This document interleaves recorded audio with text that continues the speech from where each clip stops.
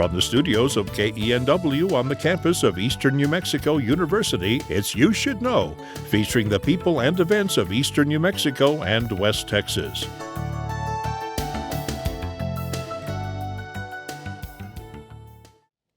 Welcome to You Should Know. I'm your host, Evelyn Ledbetter, and my guest today is Patrick Kirchner.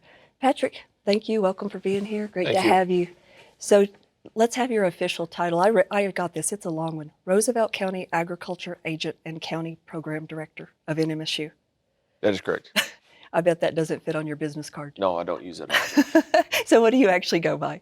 Well, when I started in this position, and the most common vernacular is just county agent. Okay. All right. That's what I thought.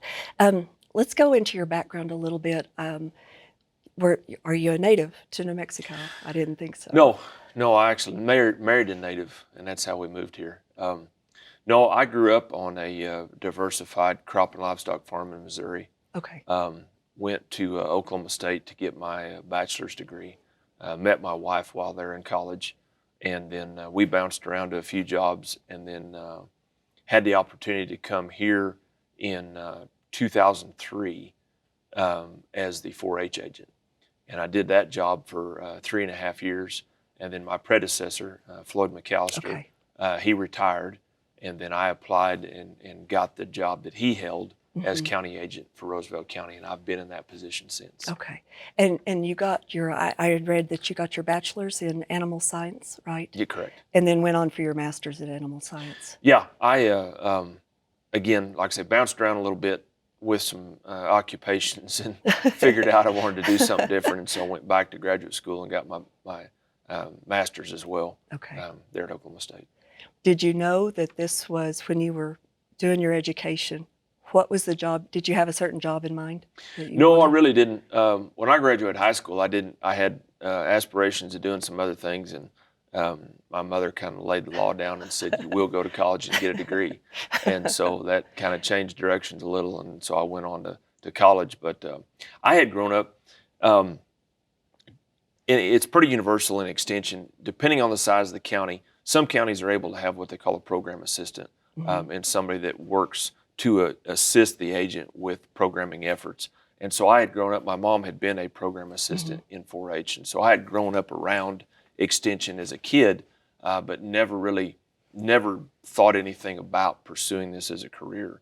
And when I was in graduate school, was looking at, trying to figure out what I was going to do, and what's going to bring a paycheck home? Yeah, what am I going to do to make a living and get a paycheck? And my academic advisor had pitched the idea of taking some graduate level extension education courses. And so I took a couple of those in graduate school and was kind of fascinated with the idea. Extension ends up being, it is education, but it's non-traditional. It's not your brick and mortar classroom type setting. And so it intrigued me a little bit. And as I was getting done with school and looking for jobs, and so there were some extension jobs available, and so I had applied for some. And that's kind of where I ended up heading down this road. Well, and I was curious, I know, is your position under New Mexico State University or under the Department of Ag? Well, let me give you a quick, because I didn't understand that. Well, and it's a confusing, quick overview of extension. Extension was actually founded by Congress, and it was through the Smith-Lever Act is what established the Cooperative Extension Service.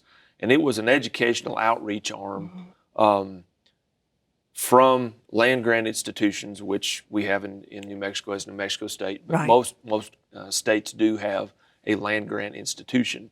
And those came about because the government gave them property to build that school in trade for them helping the taxpayers of that state with education. And in those days, about basic agriculture type stuff. And so with the way that was founded, it came about as 1/3 of the funding comes from the feds, 1/3 from the state, and then 1/3 from the county. And so you get in theory, to get buy-in and engagement from all three sectors. And so I actually work for New Mexico State Cooperative Extension Service. I mean, that's who I answer to, but in turn, I do answer to the county as well, because that's, who pays part of my salary and funds our programming, provides our physical housing of where we're at. But again, we also answer to the federal government because they're part of. And so, like I say, it's often a challenging one to try to explain to people because of the unique nature in which we're put together. And so it gets a little dicey sometimes as to who do I answer to? Who's the big boss? Yeah, exactly. And we all know in the end it's the feds, because that's where the pressure comes from. But like I said, day in, day out, I answer to New Mexico State. I did not realize that land grant colleges, that exactly what that was. So what an advantage if you get a third of your financing from the state there alone. Yeah, and that's something that we, is really critical to maintain, funding and function. But the whole point of the Cooperative Extension Service was to take information derived at the university and bring it to, people at the ground level. And so that's where our role is supposed to be, is to take information that is generated or developed there and bring it to this level where folks can use it. And originally when it started out, agriculture was so grossly different 100 years ago. Completely. And so so many things that went awry, they didn't really have an answer for. And when they tried to do some education with adults, it didn't get very far. And so they figured out, and the original 4-H clubs were actually called corn clubs. And they started with providing education with the kids. The kids would then take that information home, parents would adopt it, and then you would see things start to change or improve quality of life for folks at the home. One of the things, Karen Powers had been a guest with me, and a lot of it, a piece of this is the food portion of this, and food security, and I believe a lady in your office actually helps, and they go and help the kids plant gardens and watch it grow, and then they actually eat some of the produce, and from farm to table, the kids are seeing where their meals are coming from. And that is, and we. Carol Calderon is our ICANN educator, and that is a federal program through the Farm Bill, through USDA. And I guess I should backstep just a hair. USDA is the funding source where our federal funds come through, and so it's all Farm Bill related, like everything is. But anyway, Carol works through that Ideas for Cooking and Nutrition program through the feds, and she's housed in our office, and she does nutrition education within the community. And her and Karen have been really successful with. They've done a great job. Their outreach gardening program, and as we know, so many people don't know. As we get more removed from agriculture, people have less and less knowledge of foods and understanding how to use them or how to incorporate them in their diet. And that's one of the things that they do with that gardening that's been so successful is to allow those kids access to try things that they've never tried before, just on the hopes that, once you get over that initial hump that you're scared or unsure of something, that you can, take that next step and maybe, incorporate it somewhere.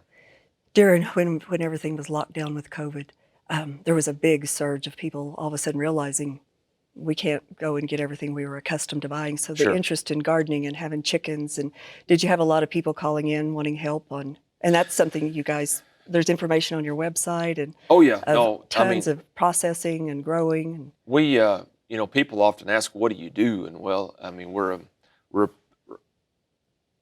that old adage about I'm a jack of all trades, master of none. And so in my position, you have to have a wide sundry of knowledge of a lot of different things. And so, but the upside of it is we've got access to specialists in all kinds of areas. Sure, through that network. That are a phone call away that I can, help people with. And so we do get lots of questions in the office from people that move here or retire and want to do something. And so, gardening and landscaping and all that kind of stuff has gotten is always popular, but it's one we always field a lot of questions in. And we've got some great resources You do.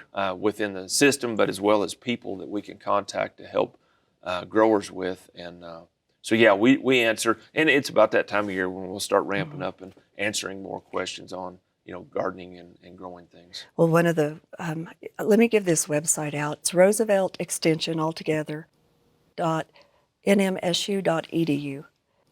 Right. And so there's all kinds of different things. I think I looked and like you have the farm and ranch portion, the yard and garden, home ec, the ideas for cooking and nutrition, the ICANN, the community and economic development. So that I was reading like the landscaping and where water is getting to be such an issue everywhere. And it was really cool. It had places where you could go and look at the plants, where they zoned for our area of cold and heat and water resistance. Some of them you could pull up pictures, and I mean, it was pretty amazing, I thought, for people looking at xeriscaping or changing away from so much water usage. Well, a and huge that's one resource. Yeah, that's one that is, until things change here locally, is going to become more of an issue. And I've had several inquiries about where do I go from here? What do I do? How do I, and I don't have any great answers for that. Xeriscaping's been around over 30 years now. And the I guess educational component that you got to throw into this is it's not a whole scale, we totally denude everything of greenery and go totally rock. No, right. Because that doesn't work, and you actually end up increasing your energy demands Because of the heat. because of the heat reflection. And so it's xeriscaping is a very concerted effort at a mix of natively adapted things, so that they just naturally going to take less water because they are from not necessarily right here, but at least parts of the world where Drought. water is not a abundance, and then a mix of non-growing things with rocks and what have you. A lot of utilization of mulch, a lot of very utilization of very targeted water placement, Right. So that you're a lot more focused in that. And the thing is, it's not. I was discussing this with one of our specialists the other day. The American yard is a very American thing. I mean, that pristine green monoculture yard with the symbolic oak tree. That's a very American thing. And a white picket fence. Yeah, no, that's something we have created. That is not what a yard looks like in a lot of other places in the world. And so, it's going to take a real shift in these parts of the country where water's getting to be a lot more limited. It's going to take a real shift in mindset of what we think is attractive and what we can be comfortable with in a yard landscape setting. And so, yeah, that one's going to be a tough one that we're going to be messing with for quite a while. If I was young and wanted to start a business, I would be a landscaper here in Portales, and and not only the right vegetation, but the placement for shading and different things like that. It's huge. I mean, you put a lot of thought into it. It is. So. It's something that I think folks are, again, as we've worked through and talked about this internally, trees are a generational asset. I mean, they take such a long time to do something. That's where I really encourage folks to, if you have to target the water you can use, do it on saving your trees, and then let's figure out something we can do with your yard. And when you have the irrigation where it goes directly to that plant and a small dripper, the amount of usage is so much less. Yeah. Well, and we've all seen it. I mean, very poor irrigation design on yards, and we're watering the street, and we're watering the driveway, and we're wasting a lot of water. And so it's going to take some very strategic rethinking of how folks approach things. I think when you go into water restrictions, it's kind of like COVID and having groceries. All of a sudden you start thinking about that a lot more when your tap doesn't turn on or your bill is to the point you can't afford. But in agriculture, the same. When we started farming, you had you row watered, which is just basically flooding the fields. And then the first sprinklers we got had the little tap type watering system, tons of evaporation. Yep.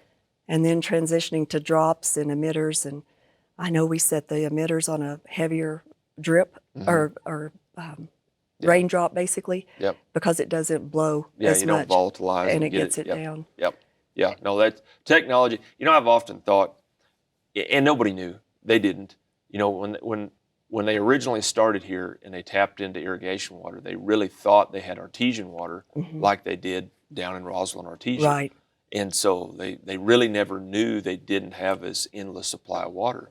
And you just question, just minor adjustments of water use 75 years ago would have made a huge difference in where we're at today. You look at what we can do today with as little as we have, and you think about technology, if they'd had any adjustment, we'd be in a different spot than we are right now. We would, in a real big way.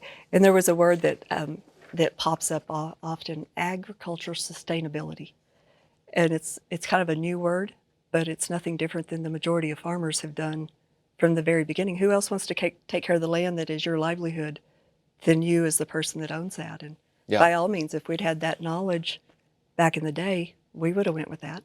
Much less electricity on the pumping and just everything. Oh yeah, no, it would have been a grossly different beast to been more conservative with water, then. And it is times past, we can't change it. Right, you just have to go forward at this point and make those adjustments. But we've seen a ton of changes in the counties surrounding us here on the eastern side of the state. Your thoughts of like the dairies? There's many less dairies than there were 20 years ago. Well, and that's a really interesting thing. In everything that I've understood and listening to folks, economies of scale. When I went through college and you went through accounting and and ag economics, and you learned about economies of scale of certain sizes of things made things work more economically and what have you. And that was a lot of the reason something I've learned, and you got to clarify. Dairies have always been in Roosevelt County. Sure. In doing some research for a project years ago, and I want to say it was in the 50s, there were 400 dairies in Roosevelt County then. So it's always been a major part of who we are. The dairies then were 5 cow, 10 cow, 15 cow dairies. I mean, everybody had, and that was in the era when everybody did a little bit of everything. They didn't focus or concentrate solely on one thing. They had their finger in a lot of different cookie jars so that you didn't put all your, trust in one thing. If it didn't work out, you had something else to help you. And so as folks figured out to be more efficient at what they did, if they focused their attention in one area, they could be better and work it more effectively. And so as the larger dairies started to build here, a lot of what attracted them was the cows really enjoy our environment. They do very well. They do, here, not the muddy lots. And so we had ample of open space where they weren't fighting people pressure. You had plenty of water. You had plenty of available feed. The environment was good. I mean, it just was a really great fit for what they were doing. And as time has gone on, and you look at those economies of scale, what used to allow for a 2,000 cow dairy to be a very efficient system, those aren't even penciling now. And so they just got to continue to grow and get bigger to spread that cost over more cows. And so you're seeing that as dairies just can't make it pencil. I mean, they just can't buy the feed, hire the employees, keep the equipment, make everything work, and make it work out economically. And so between our environmental issues here of reduced water and reduced feed and costs, it's easier to get out and just totally get out or move and try again somewhere else than it is to lose everything you've worked for. Well, and even on the crops that are grown here in the county have changed so much. We're years back we grew alfalfa, quite a bit of corn, and that was a transition to the dairies as the forage crops for the cattle feed. And of course, those crops take corn takes a lot of water, and it gets so expensive and less water, and it's hot enough you can't grow it. I mean, this isn't an area made for corn growing. No, and especially the way the weather has changed on us in the last 20 years. We don't get the amount of rain that we used to get. And even if we get close to it, it's coming in really large parcels, really hard, really fast, lots of quantity. And so, and even when we're getting the rain, the heat has been just so detrimental that it's going to take a real shift. Anybody from the Portales area knows that. Historically, peanuts were huge here. They were. I mean, that was what Goober Gulch. I mean, that's what Portales was known for. And again, economics and water and those things have moved past there, and feeding the dairy cows became the thing to do. And so I really don't know where the next step is going to be as we look to producers to try to stay solvent, because it just gets tougher and tougher to make it work. To come up when you've got commodity prices that just don't pay the bills, why attempt to grow it and then lose money and put all the work and resources into that? Yeah, So, yeah. You were talking about small dairies. My mom was born in 1930, and they had a 25 cow little dairy and hand milking. And they would get up, at 2:33 in the morning to milk cows. I mean, hand milk. Yeah. And they had a creamery here in Portales. And the transition to 2,000 to 5,000 head herds is just unimaginable almost. Sure. Yeah, very much so. Very much so. And I know a lot of people have talked about the water the cattle take a lot of water, but I think the majority is what's used to grow the crops versus the drinking. I mean, of course they drink a lot, but the water on the fields is a lot of it. I don't begrudge the dairies anything, because, like I say, our water issues now were set in motion long ago. Sure. And it's a point now of just being smart with how we use it, being effective with what we do. I know in that whole realm, one of the things that has gotten really popular around the country is cover crops to try to help conserve moisture, build soil health and what have you. And part of the challenge that we fight here with cover crops is our environment. Again, our environment has gotten so challenging. Yes. Trying to grow anything is just getting harder and harder. And so, like I say, I think it's I guess you want to be a glass half full, glass empty half empty kind of guy, but you can look to embrace and figure out where you're going to go with this, or you can begrudge it and complain about where things are at. So. Try to make those adjustments and change as the conditions have changed and always have and always will. Sure. So, yeah, it's a challenging world for sure, but it is cool, y'all's program. You wind up teaching so much, and what a resource to have you guys to reach out to. And I hate that, we make the joke that we're one of the best kept secrets there is, and I hate that it comes across that way. I mean, it's an institution that's been around over 100 years.